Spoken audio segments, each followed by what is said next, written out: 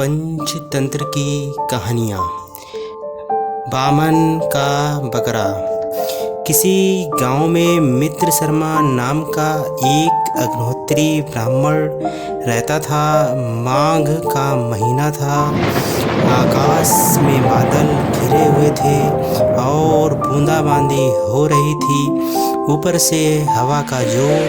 ऐसे मौसम में वह ब्राह्मण कांपता ठिठुरता किसी तरह एक दूसरे गांव में पहुंचा और अपने यजमान से कहा, मैं अगली अमावस को यज्ञ करने वाला हूँ। उसमें बलि देने के लिए मुझे एक पशु दे दें तो बड़ी कृपा हो।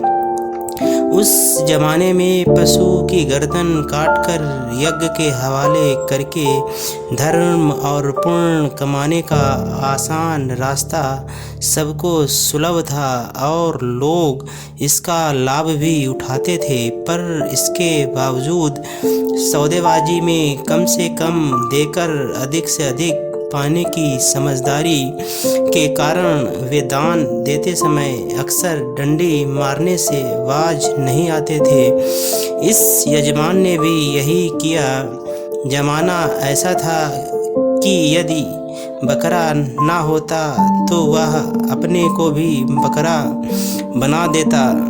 एक हद तक तो बन भी रहा था। उसने एक मोटा तगड़ा बकरा ब्राह्मण को दे दिया। वह बकरा इतना मोटा था कि वह आराम से चल भी नहीं सकता था। चलता तो एक पैर इरघाट तो दूसरा बीरघाट। अब उसे लाने का और कोई रास्ता तो था नहीं। बेचारे ब्राह्मण ने उसे उठाकर कंधे पर डाल लिया और लंबे लंबे कदम बढ़ाता हुआ अपने गांव को चला। उस बेचारे को क्या मालूम था कि बकरा उसके गांव तक नहीं पहुंचेगा। हुआ यह कि वह चला और दुर्भाग्य से उसे अपने रास्ते में 3 धूर्त मिल गए। अब यह भी एक आध्यात्मिक सवाल है कि उन्हें धूर्त कहना धूर्त शब्द का अपमान है या उसका वैज्ञानिक उपयोग, क्योंकि वे तीनों कई दिनों से भूखे प्यासे थे। भूखा आदमी तो कोई भी पाप कर सकता है। उन तीनों की निगाह उस ब्राह्मण पर पड़ गई। उसके कंधे पर लदे बकरे को देखकर उसके मुंह में पानी आ गया। वे आपस में बातें करने लगे। यदि यह बकरा मिल जाए तो इसको खाने के बाद पेट की आग बुझ जाएगी। फिर कहाँ ये सर्दी, कहाँ का यह ठिकुरना।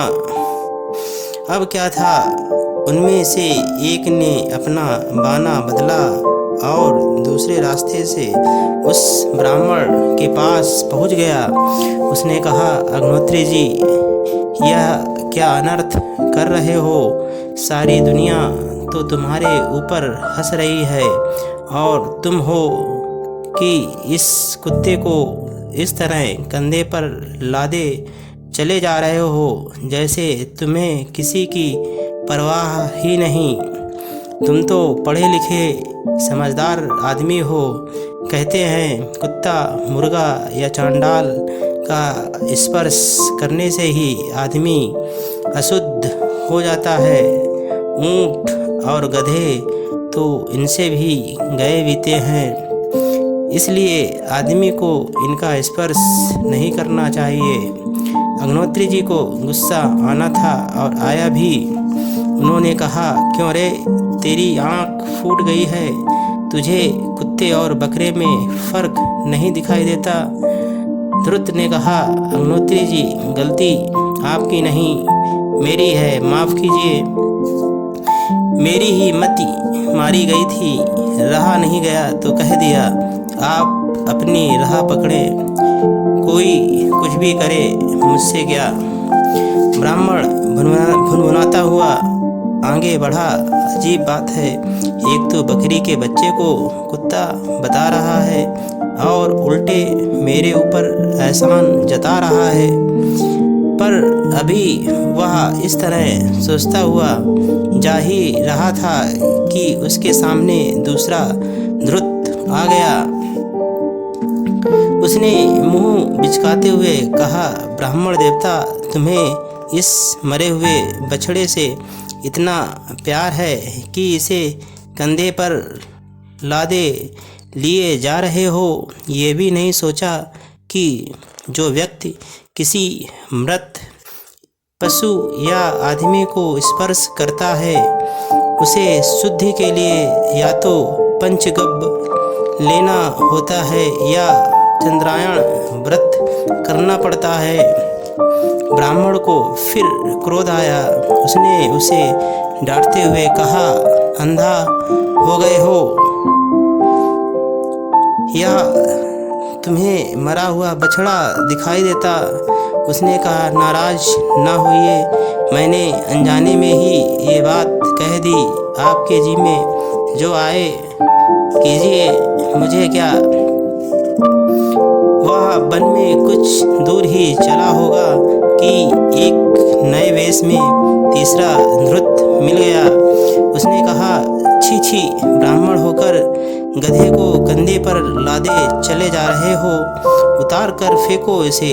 देखने में तो पढ़े लिखे लगते हो, पर इतना भी पता नहीं कि यदि कोई जाने या अनजाने किसी रूप में गधे को स्पर्श कर लेता है तो उसे पाप लगता है और इससे मुक्ति तभी मिलती है जब वह पूरी पोशाक के साथ स्नान करता है। कुशल है कि इसे किसी और ने नहीं देखा। इसे फेंक कर छुट्टी करो। अब तक ब्राह्मण का आत्मविश्वास इतना डिग चुका था, उसे लग रहा था कि उसका अपना ही दिमाग खराब हो गया है।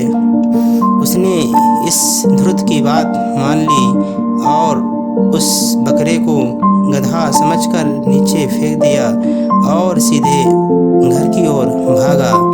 धूर्तों की तो बात बन गई। उन्होंने उसे काट भून कर चट कर डाला। यह पूरी कहानी सुनने के बाद बिस्तरजीवी ने कहा, इसलिए कह रहा था, छल कपट से तो आदमी किसी समझदार से समझदार आदमी को उल्लू बना सकता है। दुनिया में कोई ऐसा भी है जो नए नौकर की जी हजूरी से, अतिथियों के बहकावे से, स्त्रियों के आंसुओं से और धूर्तों की चाल से ठगा न गया हो। और फिर हम कमज़ोर हैं तो क्या, कमज़ोर लोग भी संगठित हों तो उनसे विरोध करने वालों के दांत खट्टे हो जाते हैं। नीतिज्ञों का तो कहना ही है कि बहुत अधिक लोगों से विरोध मोल नहीं लेना चाहिए, उनको हराया नहीं जा सकता। फुफ काटते हुए सांप को भी चींटियां खा जाती हैं।